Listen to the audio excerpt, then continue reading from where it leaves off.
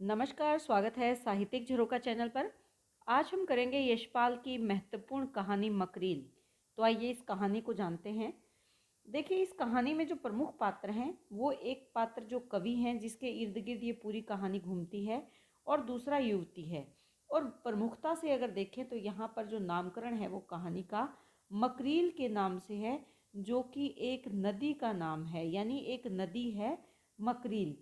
तो इसी नदी के किनारे ये सारा घटनाक्रम घटित होता है। जो कवि हैं बहुत प्रसिद्ध है। कहानी का जो प्रारंभिक भाग है वो प्रकृति के सौंदर्य से शुरू होता है। गर्मी के मौसम में मकरील के किनारे जो वातावरण है या उसके आसपास की आबो हवा है वो बहुत ही अच्छी है। उसी को कहानी का प्रारंभिक आधार बनाया गया है। और उसी आबो हवा के कारण जो मकरील की आबो हवा है, मकरील नदी के आसपास का जो अच्छा सुकून देने वाला वातावरण है, इसी वातावरण के कारण जो कवि है वो यहाँ पर आता है। कवि प्रसिद्ध है, अपना एक विशेष उसकी पहचान है। केवल भारत में ही नहीं बल्कि भारत के बाहर यूरोप और अमेरिका में भी उसने अपनी प्रतिभा का लोहा मनवाया है। उसको देश की संपत्ति मानकर देश की जनता उस पर गर्व करती है। और आज जब उसे यहाँ पहुँचना था, मकरील के किनारे अपने जो इस होटल में इसे रुकना था, वहाँ पर भी जनता उसके आने का इंतज़ार करती है। कवि आता है, उसको देखकर जो जनता है वो उसके मन के जो आनंद उसके मन में हिलोरे मारने लगता है, वो उत्साहित हो जाती है किसको देखकर, कवि को देखकर। और इसके साथ साथ वो जयकार भी बोलती हैं, देश के सिरताज की जय, सरस्वती के वरद पुत्र की जय, और राष्ट्र के मुकुट मणि की जय। यानी कवि बहुत प्रसिद्ध है और राष्ट्र के सम्मान के साथ जोड़कर कवि को देखा जाता है। इसी उत्साह में जो लोग हैं वो चले जाते हैं जब कवि अपने धवलगिरी होटल में प्रवेश कर जाता है। वहाँ पर कवि के रुकने के लिए विशेष प्रबंध किया गया था। जब रात्रि थोड़ी बढ़ जाती है, चांदनी रात है, तो कवि को इच्छा होती है कि वो नीचे जाए और पहाड़ों की सौंदर्य को देखे। पहाड़ों के सौंदर्य को देखने के लिए कवि जब नीचे बाग में या बगीचे में आता है तो वहाँ पर आसपास उसे कोई नज़र नहीं आता। लेकिन वहाँ पर कौन खड़ी है? एक युवती खड़ी है। ये वो युवती है जिसने कवि के आगमन पर फूल फेंके थे, या वो उसी भीड़ का एक हिस्सा है। लेकिन ये भी उसी होटल में रुकी है जहाँ पर कवि रुका है। कवि को जब युवती दिखाई देती है तो वो उसे मकरील नदी के बारे में पूछता है, क्योंकि कवि उस चांदनी रात में मकरील के सौंदर्य को देखना चाहता है। और ऐसे में उसे नहीं पता कि किस रास्ते पर जाकर वो मकरील तक पहुंच सकता है। युवती उसका साथ देने के लिए तैयार हो जाती है और उसे मकरील का मार्ग दिखाती है। क्योंकि युवती भी उत्सुकता से कवि को देख रही थी, उसके कमरे को टकटकी लगाकर देख रही थी। क्योंकि युवती को संतोष होता है कि उसने चाहे जितना भी देखा, दूर से देखा, उसने एक बार इस विश्व प्रसिद्ध व्यक्ति के दर्शन अवश्य कर लिए, उसको देख लिया, इसमें उसको संतोष था। अब वही व्यक्ति उसके सामने खड़ा है, मकरील नदी के बारे में उससे पूछ रहा है, तो ये युवती के लिए और भी आश्चर्यजनक था, और भी खुशी का हम कह सकते हैं कि उसके लिए मौका था। युवती प्रसन्न हो जाती है और उसके साथ मकरील नदी तक चलने के लिए तैयार हो जाती है। मकरील नदी बहुत सुंदर दिखाई देती है। और यहाँ पर इस कहानी में जो मकरील है, ये केवल एक नदी नहीं, जीवन के उतार चढ़ाव का प्रतीक कवि ने इसको बताया है। जहाँ से नदी प्रारंभ होती है बहुत शांत होती है, यानी जीवन बिल्कुल शांति से प्रारंभ होता है। और मार्ग में आते आते किस प्रकार नदी में उथल पुथल मच जाती है, कैसे वो पहाड़ों से टकराते हुए आगे बढ़ती है भयानक गर्जना के साथ, और जो वो एक बड़े समंदर में मिल जाती है तो वहाँ पर बिल्कुल शांत हो जाती है, यानी उसकी जीवन वहाँ पर समाप्त हो जाता है।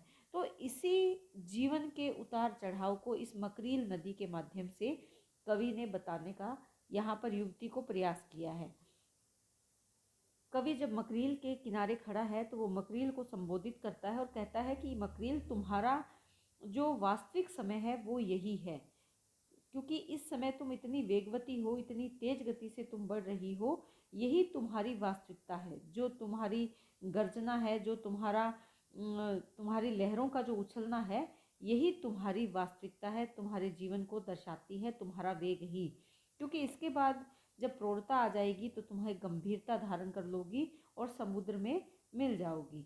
इसी तरह फूल के बारे में भी यहाँ पर कवि बताता है कि जिस प्रकार फूल नए खिल जाने से पहले इतना सुंदर होता है और ना ही तब जब उसकी पंखुड़ियां लटक जाए। फूल का सबसे सुंदर समय कौन सा होता है? जब वो अपने वास्तविक रूप में ना तो कली है, ना ही उसकी पंखुड़ियां लटकी हुई है, बल्कि बहुत सुंदर तरीके से जब खिला होता है, तो मधुमक्खी उसी पर न्यौछावर होने के लिए मतवाली हो जाती है। यहाँ पर कवि अपने जीवन की निस्सारता के बारे में या सार्थकता के बारे में यहाँ पर उसके भाव अभिव्यक्त हुए हैं, क्योंकि कवि के जीवन में भी नीरसता आ गई है। कवि का जो समय है वो वृद्धावस्था का समय है, और ऐसे समय में उसका जीवन नीरसता से भर गया है। वो अपने जीवन की वास्तविकता का सामना नहीं कर पा रहा है, क्योंकि एक तरफ तो वो विश्व विख्यात है और दूसरी तरफ उसके जीवन में जो प्रौढ़ावस्था आ गई है, उसके कारण उसमें नीरसता आ गई है। और ऐसे समय में उसके जो दुख सुख बांटने वाला उसका कोई जीवन साथी उसके साथ नहीं है। तो इस प्रकार का जो माहौल बनता है, वहाँ पर कवि अपने जीवन को नश्वर समझता है, नाशवान समझता है, या अपने जीवन के प्रति जो नीरसता के भाव है वो वहाँ कवि अभिव्यक्त करता है, कभी मकरील को संबोधित करके और कभी फूल जैसे उदाहरण देकर। लंबे समय तक जो कवि है और युवती है मकरील के सौंदर्य को निहारते हैं, और जब वो वापस आने लगते हैं तो कवि कहते हैं कि कल त्रयोदशी है, यानी कल चांद और भी ज़्यादा खिला होगा, और भी ज़्यादा चांदनी बिखेर रहा होगा, और ऐसे में मकरील और भी ज़्यादा सुंदर दिखाई देगी।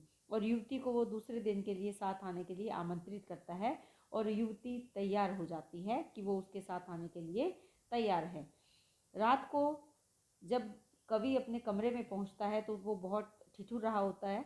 कमरे में जाकर उसे अच्छा लगता है। जब वो अपने पोशाक उतारता है, अपना बड़ा भारी कोट उतार देता है, सिर की टोपी उतार देता है, और तेज रोशनी में जब वो आईने के सामने खड़ा है, तो ऐसे दिखाई देता है मानो उसके सिर के बालों पर राज ने चूने से भरी कुची को पोत दिया हो, अर्थात उसके सिर बाल रहित हैं और धूप में सुखाए फल के समान उसका चेहरा जो झुर्रियों से भरा हुआ है। अर्थात वो अपने बुढ़ापे या प्रौढ़ावस्था को देखकर वहाँ पर उसके जो भाव हैं वो बहुत ही दुखद हो जाते हैं। नौकर को वहाँ से वो चले जाने के लिए कहता है और मुंह ढककर कुर्सी पर ही पड़ा रहता है। ऐसे ही उसके मन में ग्लानि का भाव आता है, और उसी मूंदी हुई पलकों में उसे दिखाई देता है कि चांदनी में संगमरमर की उज्जवल मूर्ति का सुघड़ चेहरा, जिस पर यौवन की पूर्णता छा रही थी, मकरील का उन्माद भरा प्रवाह, कवि की आत्मा चीख उठती है। यौवन यौवन क्यों? क्योंकि कवि अब यौवन की दहलीज से पार जा चुके हैं, वो बुढ़ापे की दहलीज में आ चुके हैं।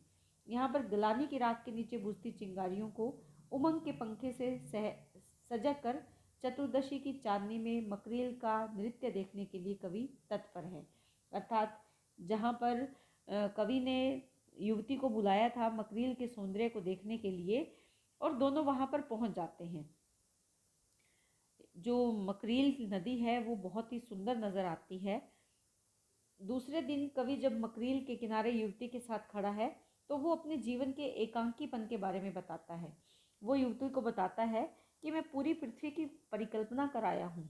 कल्पना में सुख की सृष्टि कर जब मैं गाता हूँ तो संसार खुश हो जाता है, पुलकित हो जाता है, लेकिन मेरे व्यक्तिगत सुख दुख का कोई संसार में साथी नहीं है। मैं बिल्कुल अकेला हूँ, कोई भी ऐसा नहीं है जो मेरा सुख बांट पाए, और इसी कारण वो अपने आप को असह्य महसूस करता है। वो कवि ये मानता है कि मैं पिंजरे में बंद बुलबुल हूँ, मैं दुख में रोता हूँ, इसकी चिंता किसी को नहीं है। अर्थात सब मेरा कार्य देखते हैं, मेरे जीवन के सुख दुख को कोई नहीं देखता। जो कवि है बहुत प्रसिद्ध है, लेकिन जीवन उसका बिल्कुल निराश है।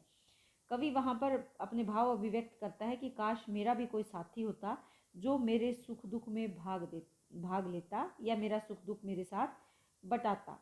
लेकिन उसकी बातें सुनकर, उसकी नीरसता भरी बातों का उत्तर देते हुए युवती कहती है कि आप मुझे अपना साथी बना लीजिए। इसी के साथ जो कवि है वो अचंभित हो जाता है। मकरील के गंभीर गर्जन में विडंबना की हंसी का स्वर मिलाते हुए कवि कहता है कि तुम्हें, और चुप रह जाता है। उसका शरीर कांपने लगता है। पुल का रेलिंग का आश्रय लेकर युवती वहाँ लज्जा से कहती है कवि को कि माना कि मैं आपसे तुच्छ हूँ, लेकिन फिर भी कवि साहस करके बोलता है कि हाँ अब चलें। यानी कवि उसको कहता है कि नहीं, ये बात नहीं है कि तुम मुझसे तुच्छ हो, अर्थात तुम अपने कार्य में मुझसे तुच्छ हो, ऐसी बात नहीं है कि मैं विश्व प्रसिद्ध हूँ और तुम मुझसे तुच्छ हो, ऐसी बात नहीं। और वहाँ से वो चले जाते हैं और अगले दिन मिलने की बात कहता है। कवि कहता है कि मैं तुम्हें कल उत्तर दूंगा इस बात का, और वो अपने कमरे में चला जाता है। आईने के सामने खड़ा है, लेकिन वो आईने की तरफ देखने का उसका जो हौसला है वो नहीं होता, या आईने से वो अपनी दृष्टि नहीं मिला सकता। आईने पर वो तौलिया डाल देता है और दिन भर कहीं भी बाहर नहीं निकलता। दिन भर सोचता है और जाने का निश्चय करता है। सांझ के समय कवि फिर से तैयार हो जाता है, फुलवारी में जाता है। वहाँ पर फिर से सुंदर कोट पहने युवती खड़ी है और उसके साथ चलने के लिए तैयार है। पूर्णिमा का प्रकाश है, क्योंकि आज पूर्णिमा की रात है, और ऐसे में जो मकरील का सौंदर्य है वो और भी ज़्यादा सुंदर दिखाई देता है।